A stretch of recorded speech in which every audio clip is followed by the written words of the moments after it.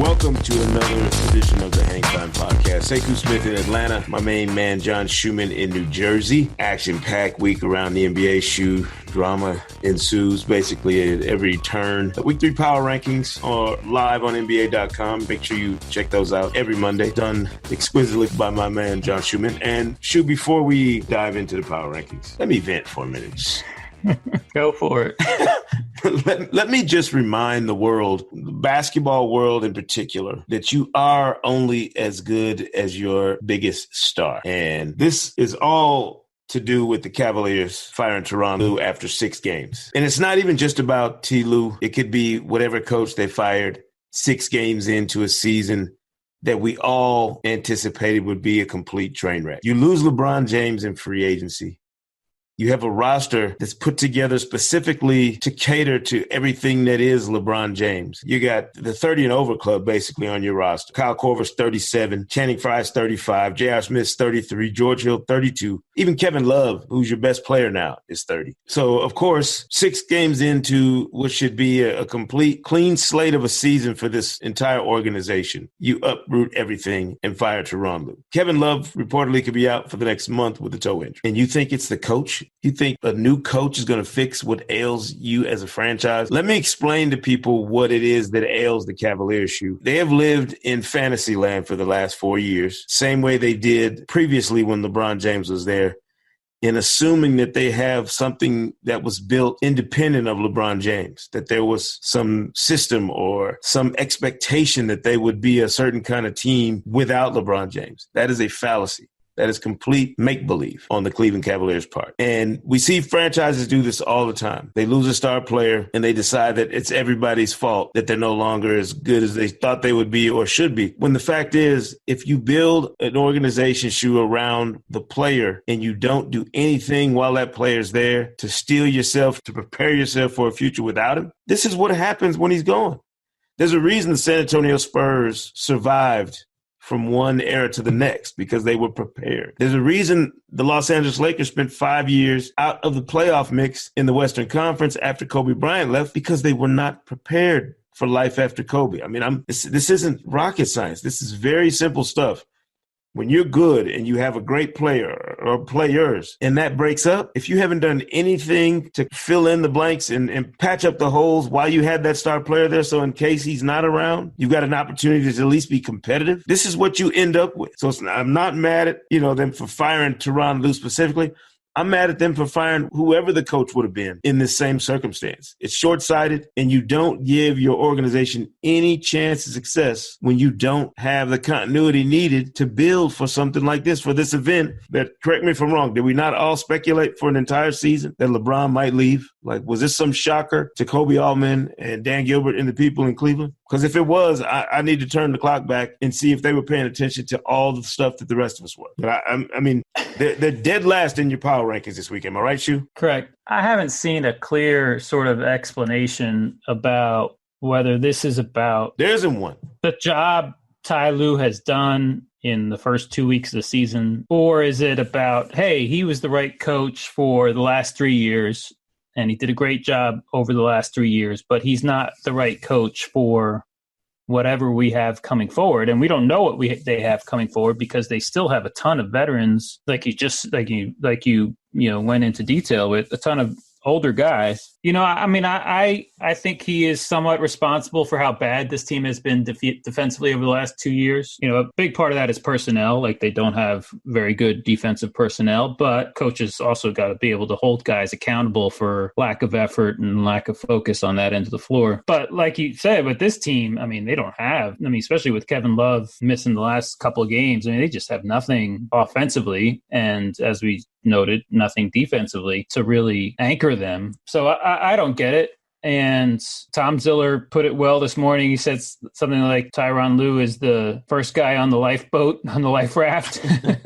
I'd like to add that the second seat is being taken up by all the money that T. Lue is taking with him out of Cleveland. But also, I'm not going to assume that he's happier not coaching than he would be coaching a bad team. You know him better than I do. But I don't want to assume that he's fine with this, and because coaches want to coach. So who knows? And obviously, there's a ton of questions going forward.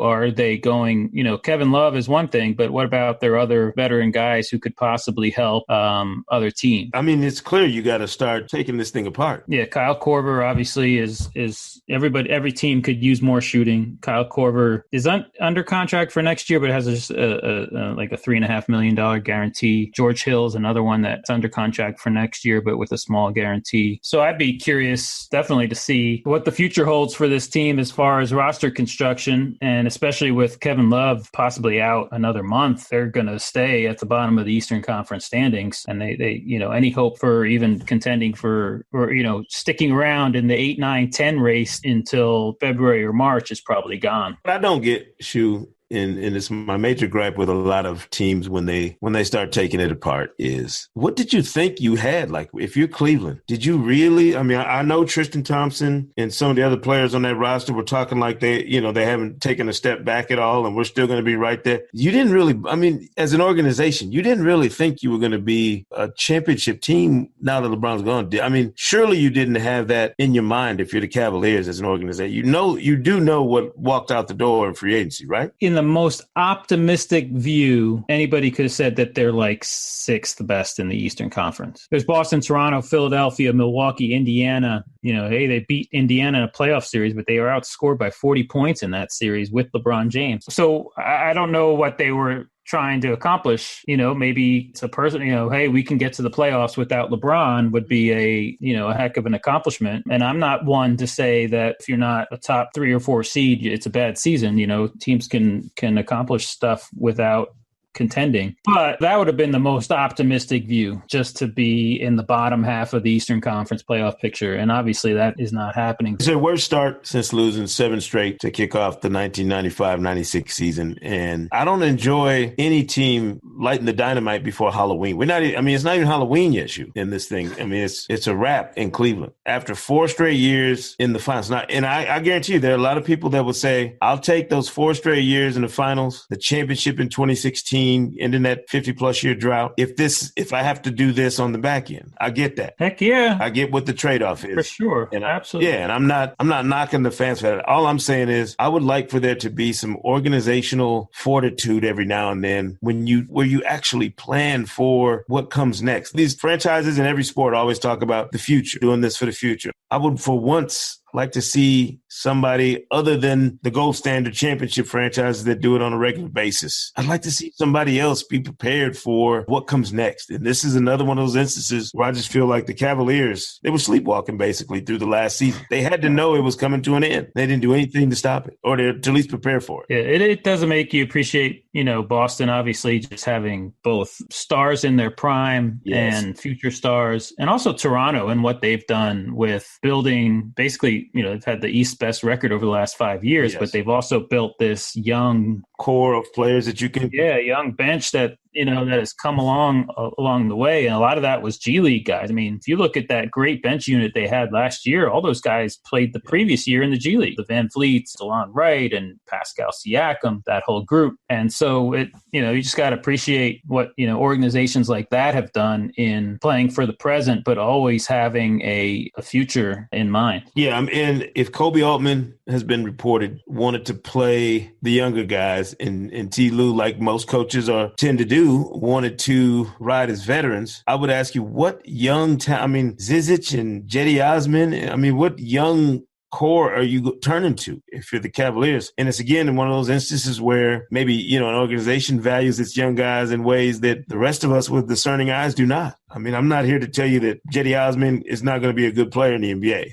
But if I'm going to put a season on his starting. Yeah, but I'm saying if I'm putting a season on his shoulders and on Zizic and on Sexton and these, how unfair is that to those young players to throw them? I mean, all you got to do, is look to Sacramento and who get to their credit. They've seen some early signs of potential and maybe a possibility of turning things around. But that's what you get into when you go young without an eye towards the balance needed to be competitive. You got to do a better job of preparation, whether you're preparing to compete at a high level in the distant future or whether you want to do it now. But the worst thing you can do to me is to embrace fix the dysfunction that the Cavaliers are now going to be swimming in for the foreseeable future. I think we can also look back at the Kyrie Irving trade and the lack of sort of assets that they got in that deal. They got the pick that became Sexton, but I guess they were banking on Brooklyn being worse than they were last year. And maybe if that Brooklyn pick is top 2 or 3 in the draft last year, we're looking at this differently. Yeah, no question.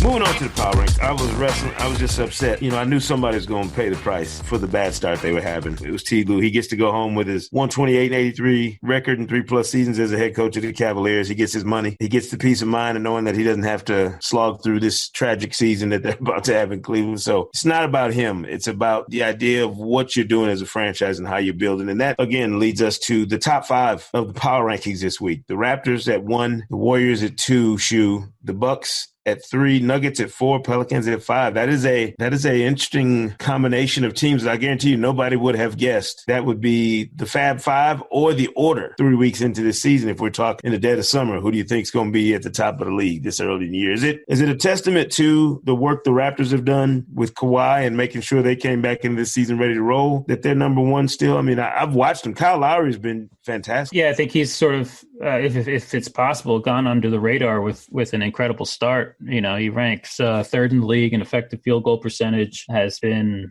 just fantastic so far. And, it's interesting how the Bucks and the Raptors, the only undefeated teams, and they've both come in with new coaches and new starters. Raptors added Leonard and Danny Green and changed their lineup so that they're playing Serge Ibaka mostly at center. The Bucks came in with, new systems on both ends of the floor, adding Brook Lopez to their starting lineup. So, while other teams who have remained relatively stable have sort of struggled out of the gate, and other teams that have made changes have struggled out of the gate, these 2 teams, for one reason or another, have started really strong. Last 2 unbeaten, and they play tonight at 8 o'clock on League Pass. Yes, sir. The one thing I'll say about the Bucks is, their offense has sort of been what has grabbed people's attention, and they've, obviously they're shooting more threes. They're playing basically 5 out and letting Giannis Antetokounmpo attack with floor spacing around him, Brook Lopez out in the corner, and Eric Bledsoe shooting more threes. Chris Middleton has been incredible so far, but it's on the defensive end of the floor where they're more improved from last year, and difference is stark. Last year they allowed a league high 39 points per game in the restricted area. This year they're allowing a league low 27 points per game in the restricted area. Protecting the basket had been a big problem for them with their defense last few years, and that's where they've been most improved. And obviously defensive stops allow Antetokounmpo to get out in the open floor more often, and we should see some of that tonight. I would tell you that that's the biggest area in terms of evidence of Mike Budenholzer's impact on this Bucks team. Is you just watch, everybody talks about the way when he was in Atlanta, they were trying to be the Spurs East and implementing that style of play, but it's a defense first style, really. It's really about building better team defense. And he did the same thing in Atlanta, where they got a lot of attention for how well and fluid they played offensively. But the backbone of that team was Al Horford, Paul Millsap, and the fact that they were a really good defensive team with guys, that first year with DeMar Carroll and Korver, Jeff Teague, with guys who hadn't been known particularly as great individual defenders over the course of their careers. Does this tell, and I don't know if it does the same thing for you, but it kind of speaks to me to the contrast in styles of the coaches who have had the Bucks. Jason Kidd was I always had veteran players on that team tell me how they thought he was a genius, and he was just so brilliant. He could run a practice without a sheet, basically going over the stuff in his head and relaying it to the players. And then you got a guy like Bud, who's known as a very meticulous, detail-oriented, by-the-book coach. The contrast in the styles of those 2 guys, does it stick out to you at all in terms of how this Bucks team, how different they look now compared to when Kidd was coaching them? I think so. And I do still think that Kidd, as a basketball savant, Yeah.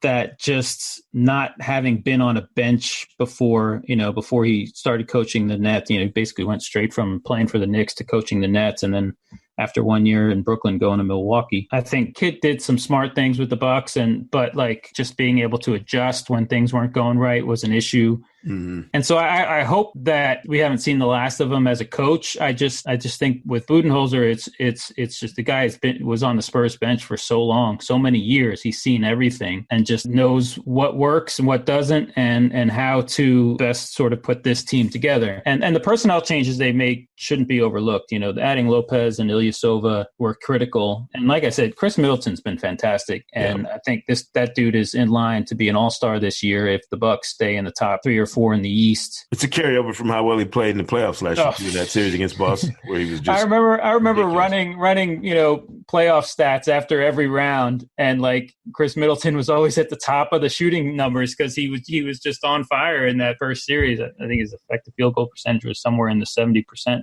range, and so he's going to cool off a little bit, but I still think he's an all-star player. They got into a sort of a close game with the Knicks last week, and down the stretch it wasn't Giannis, it was Middleton Lopez pick and rolls targeted at Enes Kanter that basically pushed them to a 9-2 run that decided the game against the Knicks. And he's not just a shooter, he can make plays and he can shoot off the dribble, which has been, his step back has looked incredible in this early season. He is somebody that probably doesn't get appreciated enough. From the bad to the good, now back to the bad. Shoot. There's a long line in the sort of dysfunction rankings. Club right dysfunction, now. Baby. What is going on with the Wizards? We'll break down a couple teams here. Give me the autopsy on the Washington Wizards. Shoot, they took the biggest dive in NBA.com power rankings this week. What is the deal? The defense is terrible. They've been getting killed on the glass, and we talked about this a little bit last week, where they don't have a starting center really, and it's weird to think that they're a little bit desperate to get Dwight Howard back, but he can do nothing but help them on the glass, and they've been out rebounded by at least 11 boards in all 6 of their games so far. But at the same time, it's their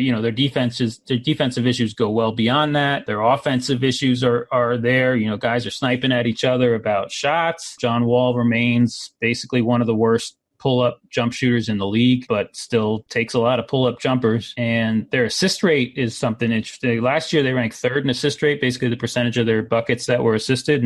Right now they're bottom 5. That's a little sign that they're not on the same page offensively. And, they've got guys sniping at each other after that loss in Sacramento, where they committed 3. They had 3 possessions in the last 30 seconds. Or they had 4 possessions in the last 30 seconds where they had a chance to tie or take the lead. They committed 3 turnovers in the last 30 seconds. Dwight Howard hadn't played yet, Shu. I'm assuming they're going to get a Dwight bump when he finally gets back in. I don't know, man. It maybe, like I said, can only help them in regard to rebounding. But, if they're going to get better, if they're going to be a playoff team in the East, improvement has to start with John Wall, Brad Beal, Otto Porter. The guys getting paid. Improvement has to start on defense and just effort and communication and all that stuff that leads to getting consistent stops. I guarantee you the one person watching this Wizards situation with the biggest smirk on his face wears a Clippers uniform these days. He got a front row seat last night. I know. I guarantee you he's sitting back going, told you. I don't know if it's the effort, Shu. I don't know if it's coaching staff not being able to press the right buttons and coax the right kind of energy out of these guys. I don't know if it's the roster. I don't even know where to start pointing fingers at in Washington, because to me there's so much dysfunction about what they got going on, and it's been there. Like, we've seen the signs of it. One team that we didn't know was going to be in club dysfunction this part of the season was the Houston Rockets. Obviously, not having James Harden hurts, but even when he was playing, they still looked dysfunctional. Trevor Ariza was this important? I thought he was a huge piece of what they did, but was he this important? I just think, the combination of Ariza and Mbah a Moute just make them that much thinner at those forward positions. James Ennis is out with a hamstring injury, and so they started Michael Carter-Williams for a couple of games, and to few people's surprise did not work out. Carmelo Anthony now was in the starting lineup. And so I still think they're just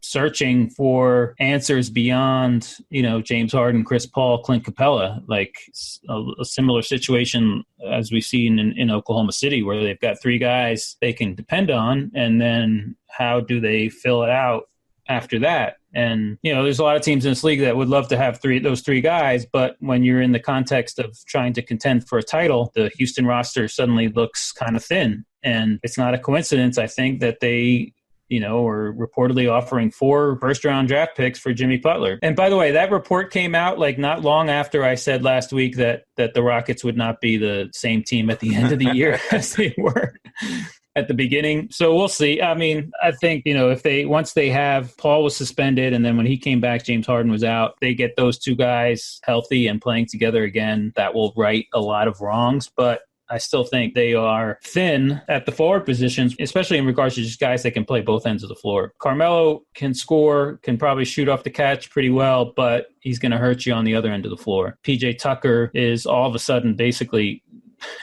really, really, really important to this team, because if he were to get hurt at some point, then they'd be in serious trouble. But they need to find more depth and more reliable two-way player. I don't suspect the Rockets will do panic move that doesn't involve a deal. That's the good thing about Houston, is that if they find themselves in a bind, Daryl Morey's going to go out and make a deal and try and make their team better, as opposed to the blowing it up, and then worrying about where the pieces fall after, the blast radius established. They are all in. With the contracts they owe Harden and Paul especially, given his age, just how much, they're paying him over the next 4 years. Correct. They are all in on pushing this current core as far as it can go. And so that's why you see a 4 number 1 draft picks offer, even with the hindsight that we have with the Brooklyn-Boston deal of 5 years ago. Yes. We all saw what happens when you trade too many picks, but the Rockets are like, hey, we want a championship. We may never have a better chance at a championship in the next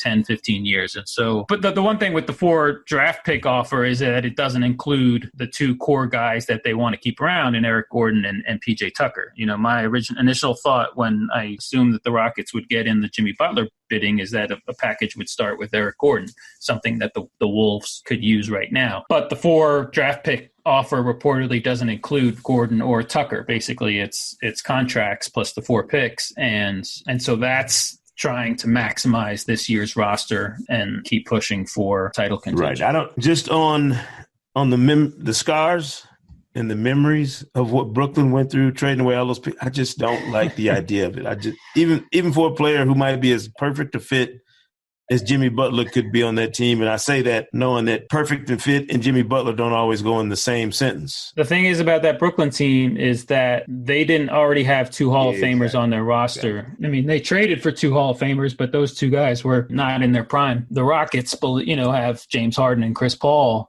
and want to go all in on that pairing that they already have. So many good things are going on, Shu. I hate that I'm shining the light and focusing on some of the dysfunction. Even with the scoring up like it is, and teams, other teams playing really well. It's hard to not look at these situations in Washington, Houston, in Cleveland, and some of these other places and not scratch your head and wonder, how does this happen? I mean, so let's go to the other side. Who's your most pleasant surprise for the early season, other than the Bucks and the Raptors, who we talked about earlier? Sure. I'll be perfectly honest with you, Shu. I have been extremely and very pleasantly surprised at how well Detroit has played, even with them losing their first game. I was hopeful that Dwayne Casey would have an impact on them right away, and I feel like he has. I got to admit, the Clippers have shocked me a little bit. Yeah, I watched some of that game last night. Their bench has been fantastic. Yeah, I left them for dead after last season, and here they are. Yeah, I didn't know what to expect. I thought it was going to be, we've got some veterans, but they're all on, most of them are expiring deals. We're going to play for a little bit. They're going to realize right away that they just can't contend in the West, and then they start selling off their parts. But they have been, now the one thing they have, the Clippers have taken advantage of the Thunder, 2 games against the Rockets. Right. So they've sort of taken advantage of, and Washington, obviously on Sunday, of some teams that haven't figured it out yet early in the season. Absolutely. But I will say their bench has been terrific. Lou Williams, after a slow start, has been on fire. Montrezl Harrell has been terrific. You guys back out there. My man Milos is back, made his debut over the weekend, already tossing some ridiculous dimes around the floor. And, Boban is not just, He's not just he's just not a circus show. I mean, yes, he can touch the rim at the floor at the same time, but he's also sort of an effective guy in short minutes. And, this team is deep, and Shai Gilgeous-Alexander has looked terrific off their bench as well. Their starting guards, Beverly and Bradley, haven't been that great, but the guys that they have come off the bench have been terrific. Well, and the Clippers are exactly what I'm talking about. If you're going to survive post whoever your stars are, like when you're on an upward trajectory and you're rocking, and then something happens and you decide, all right, we're starting over, we're scrapping this. I'm sure that a lot of people, myself included, at sometimes it looked like the Clippers were going to go scorched earth, but they haven't. They've kept the right mix of players, and Doc has figured out a way. Schedule, whatever the schedule is, you win and lose games in the NBA. There is no strength of schedule component that factors into whether or not you get in the playoffs. You win enough games to get above the 8-team watermark, you're in. But I appreciate the way they have steadied themselves in the wake of the departures of Chris Paul and Blake Griffin and DeAndre Jordan, and I guess you could put Austin Rivers and and all these other players that were a part of that Clippers run when they were trying to get them, play themselves into the conference finals and the finals. There's a way to do it, Shu, and there's a way not to do it. And the Clippers remain flexible, and they will be going shopping in the summer of 2019. So take notes, Cleveland. I think they've set it themselves up pretty well to go star hunting, and we'll see how that plays out. Nothing is a guarantee in that regard, but they're also playing well, right? I mean, they also got reliable vets. We'll see if guys like Gallinari can stay healthy, but they're pretty darn deep, right now. Deep and with a flexible roster. I really like the position they're in. I like the way some teams handle their business. Other teams have me yanking out the last few strands of hair I do have on the top of my head. So don't forget, check out the full rankings at NBA.com/power rankings. Shu does them every week, every Monday. You can get a hold of them. Good stuff as always. The tidbits in there are as they always are. It's not usually, as they always are, spectacular. I love the Steph and Clay 3-point shooting stat. Shooting a combined 41% from 3-point range. Pretty good. Not bad. Just a little bit worse than last year. Yeah, not bad. Even though Clay can't throw it in the ocean right now, but I don't care. Keep shooting, Clay. Keep shooting it. We'll be back on Thursday, Shu, with another episode of the Hang Time Podcast. We'll dive a little deeper into a specific team. I'm not going to reveal what team it is, but make sure you tune in Thursday and check that out. Be sure to subscribe to Hang Time on Apple Podcasts, Spotify, or wherever you get your podcasts for a new episode every Monday and Thursday all season long. Don't forget to leave a review, please. We need it. We need the feedback. Sekou Smith in Atlanta, John Schumann in New Jersey, our producer John Hartzell, always rocking it behind the glass. We appreciate you joining us, and we'll see you right here next time on the Hang Time Podcast.